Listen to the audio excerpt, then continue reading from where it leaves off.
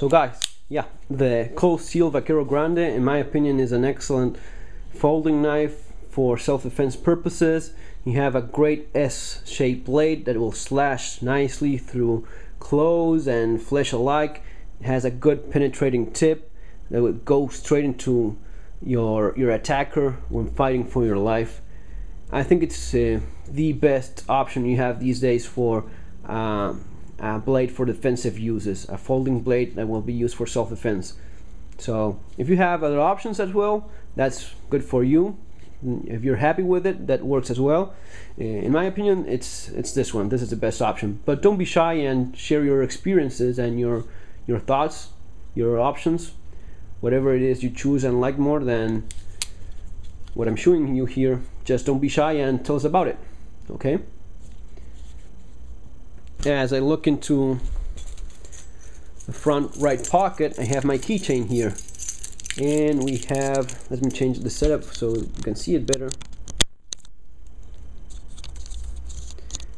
You have different tools here. You have the Swiss Army Mini Champ. There is a flashlight as well, a lighter, and a small pry bar over here. So the Swiss Army Mini Champ, it's a great mini tool. It has so many functions. It has a couple of blades, has this terrific Phillips screwdriver that fits in many places that your larger Leatherman charge tool or wave tool won't. Surprisingly, for some reason, this is so well designed that many gadgets I try to open and the Leatherman screwdriver just didn't fit. This did, and I just love it. I'm highly recommend it always at all times because I don't get tired of mentioning how good it is, how effective. You have a red LED. It's not super bright, but you know what? If there's a blackout or you're caught in complete darkness, you have this light. You will be able to see some and move around, and you know you have the opportunity of seeing where you are, maybe looking for better tools, a quick exit. This also has a pen, retractable pen. You have to sign documents or something, maybe leave a message when you're leaving a place, evacuating. There's so many reasons why it's good to have a pen with you. You have the Ouija bar, which is a mini pry bar for opening stuff, using as a prying tool and not using your keys, which you may end up breaking, or even worse, the Swiss Army knife has these little tools that are great, but they are fragile, and you'll end up breaking them if you use them for prying. It's much better to have a dedicated prying little tool, even a small one such as this one. It's also good for scrapping, and sometimes I use it to open boxes because it's kind of sharp. So yeah, it is good, it is effective, and it does work within its limitations, of course. We're talking about keychain, guys. This is something that goes into your pocket, a fistful of stuff, really. The Phoenix LDO1 flashlight, much more capable than the little red LED in the Swiss Army knife, but you know what? It's just another tool, another flashlight. It's redundancy, and I like that. I like having the different options in case one of them goes down or I need a spare. 80 lumens, one single AAA battery. I think I'll somehow always manage to scrounge a AAA battery somewhere, somehow. If someone is willing to help, he may have one in a remote control, whatever. There's many places. It's a very popular type of battery, so I like having that option, something that is popular and it uses one single battery instead of two. Sometimes one is all you have. I have the peanut lighter. The peanut lighter is great because it has an O-ring that seals it, so the fuel doesn't evaporate. See? So months may go by before you refill it, but you always have light here. So once every couple of months I check it, refill it. I have a spare flint in there as well.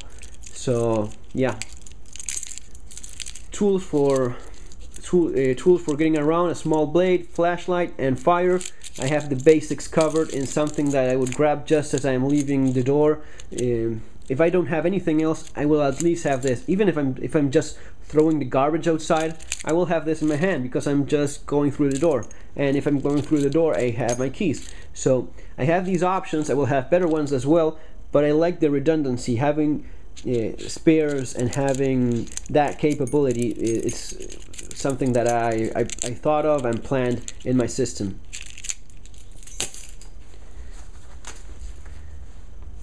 Still in the front pocket, let me change the setup again. Front right cargo pocket is this. You have earbuds for the iPhone, listening to music, gathering information maybe. A lighter. This is a Jeep lighter made in France. As I said before, spares, 2 ways of starting fires, 2 lighters. And you know what? I usually like the IMCO lighter. The IMCO lighter, it's what I will usually have with me, but as long as I have another lighter, I'm okay. I always have a spare lighter in my pocket. The Fisher Space Pen writing tool.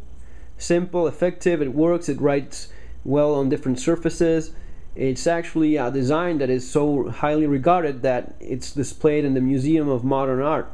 So yeah, it's a nice design, it's effective and comfortable writing tool. It's compact as well. I suppose that if you're traveling, going through airport security, you will have this, and in some way I suppose it's tough, it's pretty solid metal, so it could be used as a weapon if you don't have anything else. Different options. In my right pocket, well, nothing there. I would usually have maybe my car keys with a spare LED light in that keychain and Leatherman squirt. Usually that's what I would have, but I didn't have it with me right now because I don't know, somewhere else. If I'm using my car, I would have that in my pants at all times. A flashlight, a better flashlight than the one pictured in the keychain, right? This is a Quark 123 tactical flashlight by 47s. It's 200 lumens, guys. This is lots of lumens, effective, good little light. Quark 47s does make good stuff, and this is a good example. I've used to use this one and it's highly recommended. I carried for a long time, etc. It's a great EDC light, has different modes, it's just great. The Quark Mini 123, it's terrific little flashlight, but it's not tactical. And what I mean by tactical is you don't have a clicky button. That's the difference between that flashlight and this one. The tactical model has a clicky button, and you know what, you do need that clicky button, as I figured during some training and few personal experiences of some sort. I did figure out that you need to get your hand in your pocket, get your light, and do this sometimes. That option that the twisty mode does not allow, you sometimes need it. And if you're carrying a gun with you, you definitely want a tactical capable flashlight, and this is what's been working for me. It has a lanyard and it has a, yeah, it's a lanyard and whistle. This is a whistle actually. Yeah, you can blow it, it's pretty loud. And yeah, I was looking for cord ends and found this, I think in eBay. So it's, for its size, very small, and you at least have a whistle. You show it a bit better. Changing the modes again. And this front pocket, what I have, a spare magazine for my Glock 357 SIG. Spare mag, you should always have a spare mag with you. When it comes to guns and such, remember guys, it depends on your regulations in your country, whatever it's allowed. I mean, carrying, it's only okay when it's allowed in whatever place you are, and depending on your country, your laws, follow your laws and all that stuff. This is my idea of an ideal setup in terms of firearms, and one that is realistic as well. It's carried in a 3 o'clock, between 3 and 4 o'clock location. That's what works best for me, and that's what I train with when I'm doing my shooting sessions. I use this same holster. I don't use a different one. I use the one I will be using again where legal to do so. Where legal to do so, I will have my gun with my holster, and this is the holster I will have with me. This is the same holster I use in training.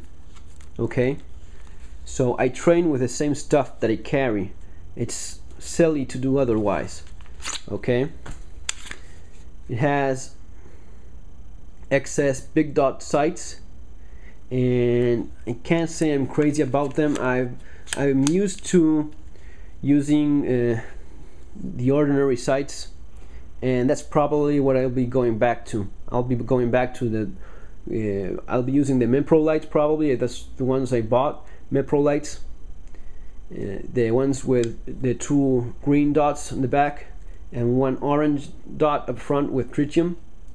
That's what I'll be going back to, because that's what I had been training all my life with, and that was what I was accurate with. The excess big dots, I just wasn't used to them, and even though I tried them, I gave them a shot, did my best, and I just feel I'm wasting a lot of time, ammunition, and energy getting used to something that I'm not when I already had something that worked for me. So for me, it's a Glock 357 SIG, Glock 31, 15 rounds of 357 ammunition, gold dot, plus 1 in the chamber. That's what I think it's an adequate self-defense weapon for EDC, for everyday carry. I know there's people that like small little guns and all that stuff.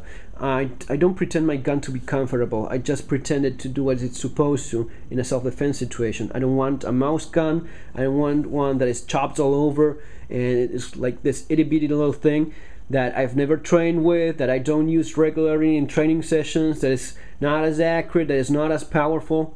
Well, that's not my idea. That's not what I think it's a smart move. I prefer to have something that is like this, a full-size gun that I know it's powerful, it's effective, it's accurate, and I use it for training. So yeah, that's my idea of a EDC gun, a Glock 31. I know some people prefer the more compact versions of the same gun. I just prefer this. I just prefer something that I know what I can expect from it.